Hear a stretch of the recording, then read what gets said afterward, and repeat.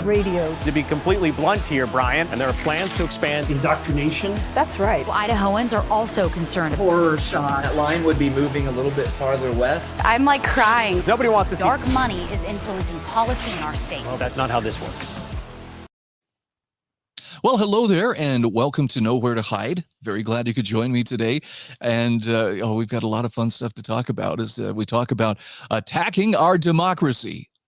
Oh, what a shame that someone would attack our democracy. I mean, it's kind of interesting. If you've seen some of the communist jokes about, this is my favorite movie, our favorite movie. Well, we're going to go into some details here on some of the controversies surrounding Brandon Durst, who has been approved as superintendent in northern Idaho at a school district where apparently this is really a cause for controversy. And of course, we can count on the 208 to tell us what we're supposed to think about such things. And here you go. This is what it's all about. Brandon Durst superintendent contract approved amid controversy. Durst was selected by the school board by a 3-2 vote, but still needs a special emergency provisional certificate from the state board of education. Now, I have to ask myself, and maybe you're asking this question, why is this such a controversial thing? What has this guy done that would make him so suspect and so readily disqualified in the minds of, various parents and teachers and others within this organization? And of course, the answers always seem to come back to, well, he's conservative. He has a conservative slant. He's worked with the Idaho Freedom Foundation. Oh, wow. Freedom. There's a word that really throws a chill up some people's spines. But the guy seems quite reasonable. And it seems that he, for whatever reason, maybe these are all his cronies, sitting on the board up there. They want him to have a chance to run that school district. So here's what the article says from the 208 from KTVB. Former lawmaker and state superintendent candidate Brandon Durst was appointed superintendent for West Bonner County School District on Wednesday night. Now, the process is still pending state board approval. The West Bonner County School District Board voted to approve Mr. Brandon Durst as the new district superintendent. The vote was 3-2. Now, that number is going to come up again. As you're going to see, there's clearly a divide on that court.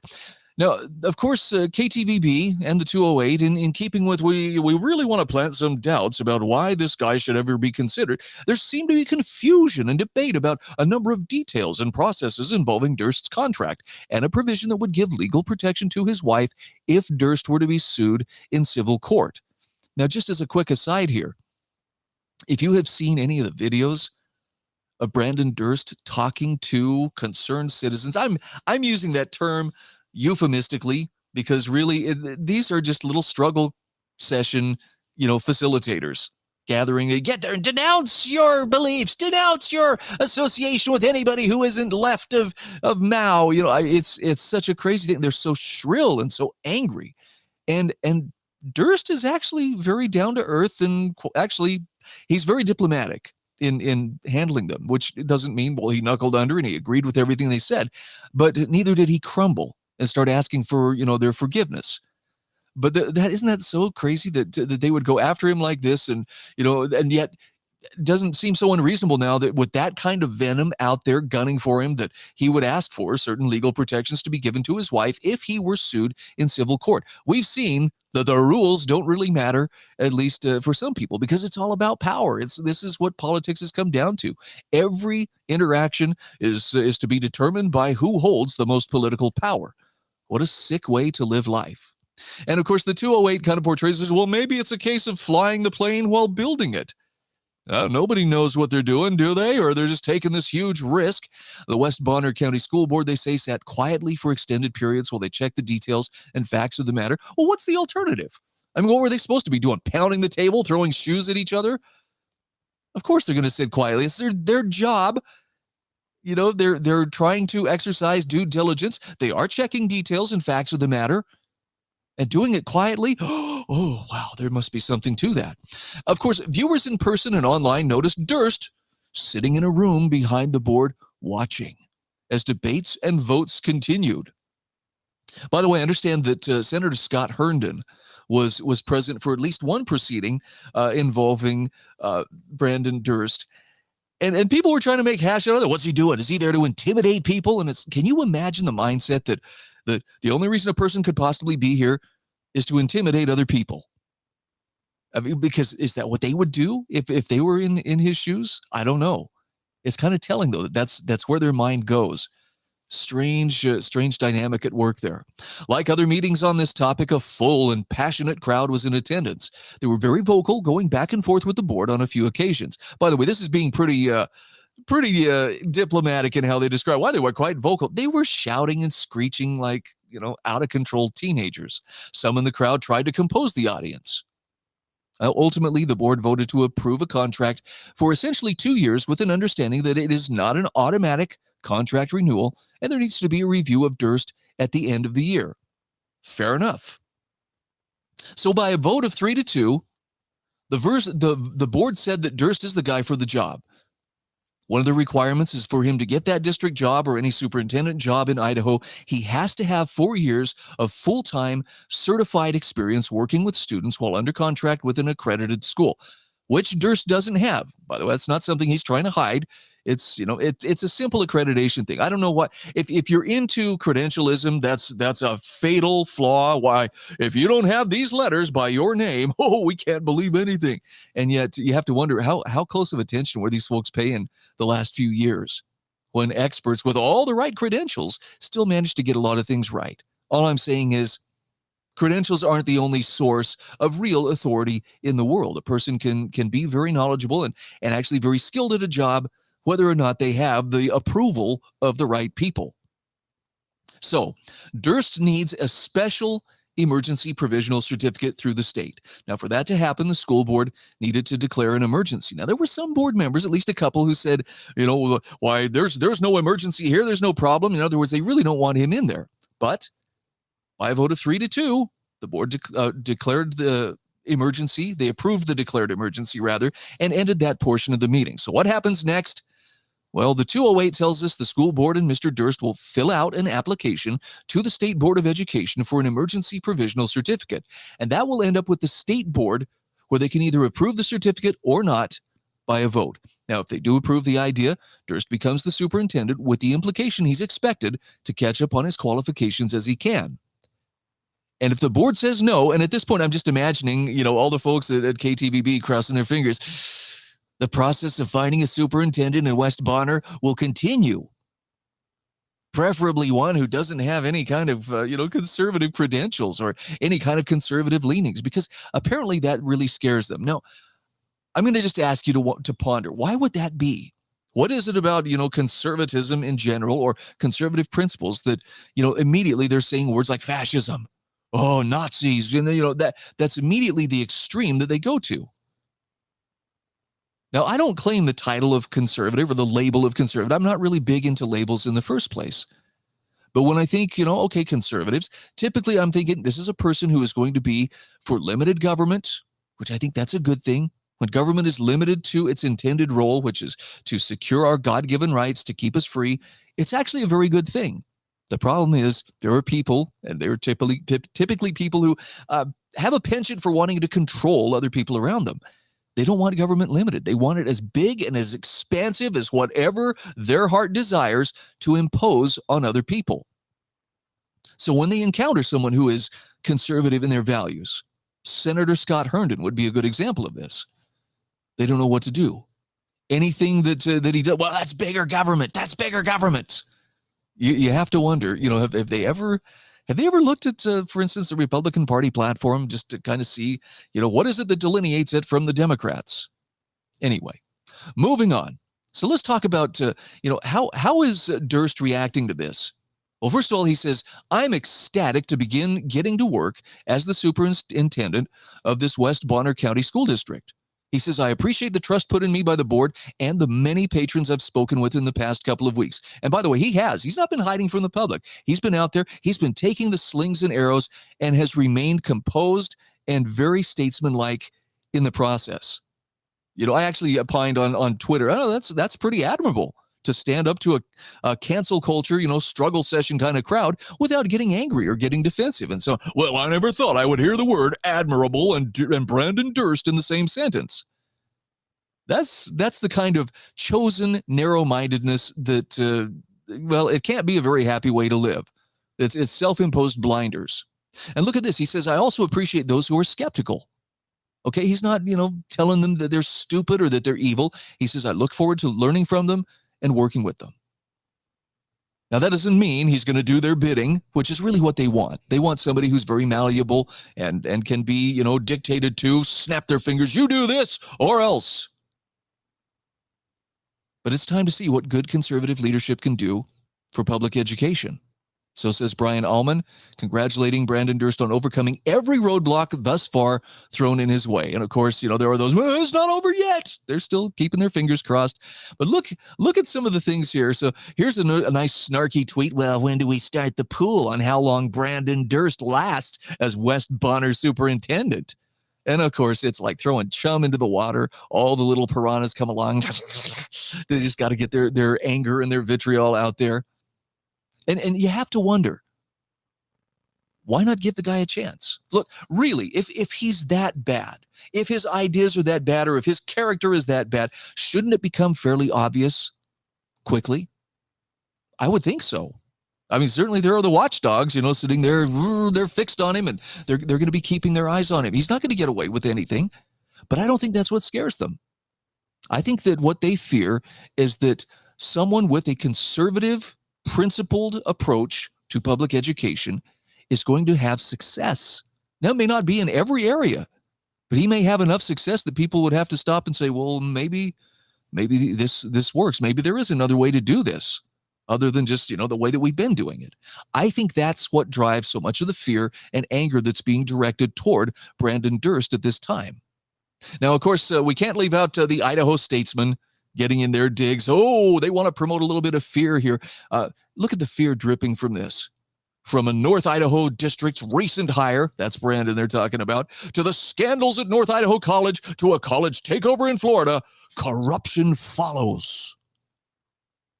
I don't know how to break it to him. Who wants to be the one to tell him?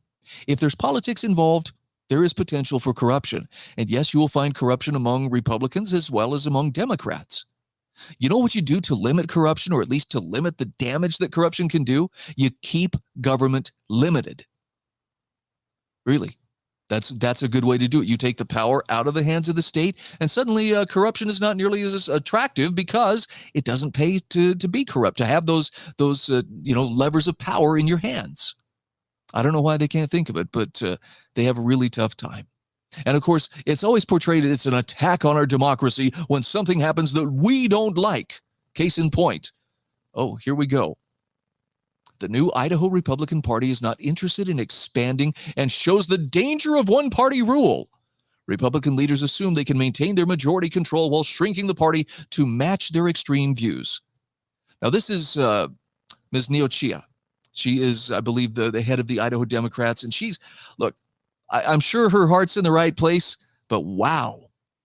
To portray, the Republicans they're making it more difficult for people to infiltrate their party and to basically lead people within that party astray, or to pose as, hey, I adhere to conservative values, but I sure won't behave like I adhere to them, when I get power in my hands, when I'm elected to public office. And the Republican Party has definitely taken an approach in recent days. They've had their meeting, and their state central committee has closed some loopholes that were being exploited by, shall we say, less than scrupulous people who were trying to gain a toehold within the Republican Party. Now, of course, you can call it a purge. Actually, there are Republicans who call it a purge. But can we just agree that, look, if the Democrats are saying, well, this is terrible, they're keeping Republicans who act like Democrats from attaining power within the Republican Party, I don't know that that's necessarily a bad thing. In fact, thank you for calling out the point that Republicans acting like Democrats are in the Republican Party in the first place. Where I live in the Magic Valley, these are respected legislators, and they're elected, on these conservative, well, yes, I'm very, I believe in low taxes. I believe in lots of freedom. I support the Second Amendment. But boy, when they get up to the state capitol, their votes are very much in line with their Democratic counterparts. And it's because it's not so much the Republican-Democrat thing. It's the statists versus individual rights.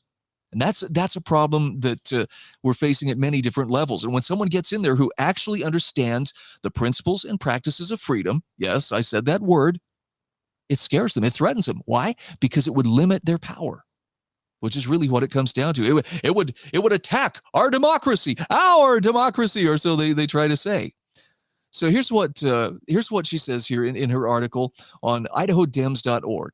This new Idaho Republican Party is not interested in expanding, and it shows the danger of one-party rule. Now, when she says expanding, they're not interested in accommodating saboteurs and people who are coming into the party for the purpose of derailing it. Okay, it's a private organization. Frankly, I think it's a pretty smart move. Republican leaders assume they can maintain their majority control while shrinking the party to match their extreme views. Okay, the only question that has to be asked here, extreme compared to whom? One far-right legislator took to social media to tout the purging of the party, celebrating the removal of Republicans who think independently rather than blindly embracing every word of the party platform. Okay, that is pure psychological projection at work right there. In fact, the very reason that there is so much heartburn and pearl clutching and hand-wringing going on over this is because the people who are finding their way into leadership positions in the Republican Party, at least in the state of Idaho, are turning out to be people who are principled conservatives who do not hold, party dogma, or at least, the left-wing dogma as sacred. They can't be bought off. They can't be intimidated. They can't be bullied into abandoning their principles. Oh, that frustrates. How dare they limit these so-called independent thinkers, which means people who do what we tell them. At least I think that's what she means by that. I'd be surprised if there was any other possible explanation. Now, of course, here's what she's referring to, Representative Heather Scott talking about purging the party, the fruits of great leadership. Listen to how she describes this. The fruits of great leadership continue to bless Idaho Republicans. GOP Chairwoman Dorothy Moon has not let her foot off of the gas since taking over the helm of the Idaho GOP. Her continued efforts to purge the party of Democrats in disguise, a very accurate description, by the way, non-supporting, non-believing party platform members, is a wonderful breath of fresh air for all of us who strongly believe in government of the people, or rather by the people, for the people, of the people. Now, she makes a point here, and this is something I'm going to challenge you on in a moment, and myself as well. The GOP platform is clear and concise on how government should be operated and occupied by moral and honest individuals who believe in bottom-up government. Now, for those who find her efforts shocking, there are plenty of vacancies in the other party of socialist woke liberals. Please, go. The exit sign is flashing for all closet rhinos. I believe Idaho can be a model for conservative leadership for state government, but we need each and every person to do our part and support Dorothy Moon and conservatives in government at all levels. Now, I love that Representative Heather Scott refers to the GOP platform. And this is what I'm going to ask you. If you're not familiar with it, have you read it recently? And if not, why not? Okay, are you just going to trust that, Brian Holmes from KTVB is going to tell you, well, here's what it actually means, and give you a fair shake, or is it going to be something distorted? How about you and I, we read it for ourselves and then make up our own minds? Are these principles that I would find, acceptable or admirable or, worth holding to?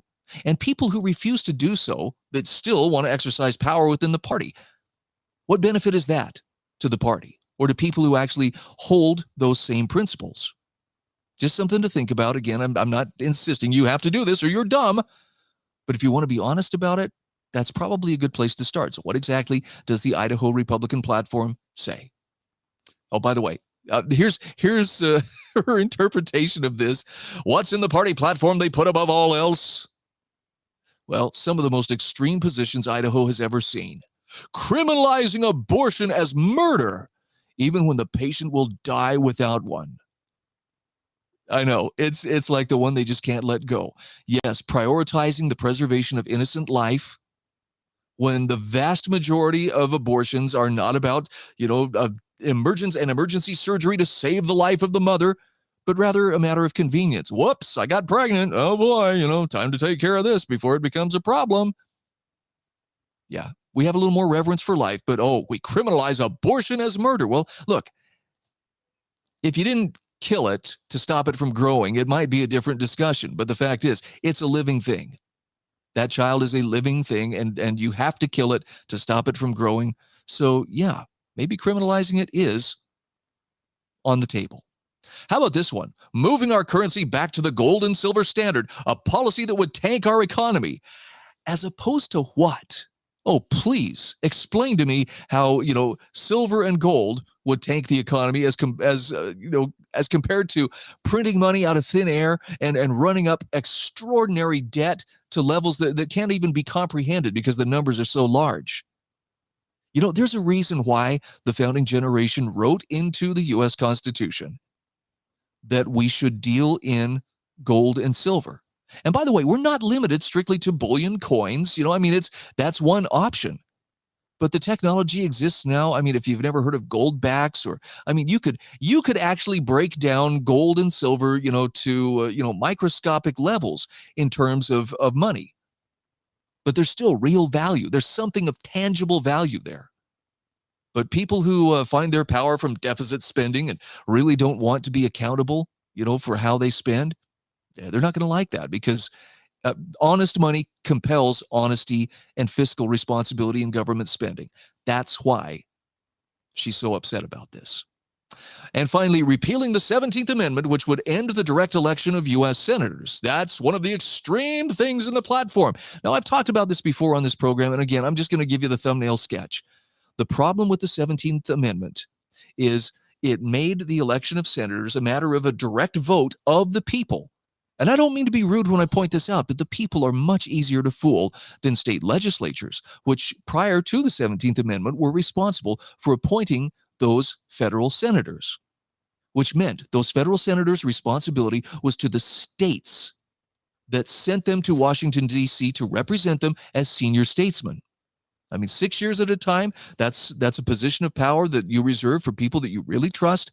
But when the 17th Amendment came along, and it was sold into the guise of, hey, you deserve a voice. Everybody deserves a voice.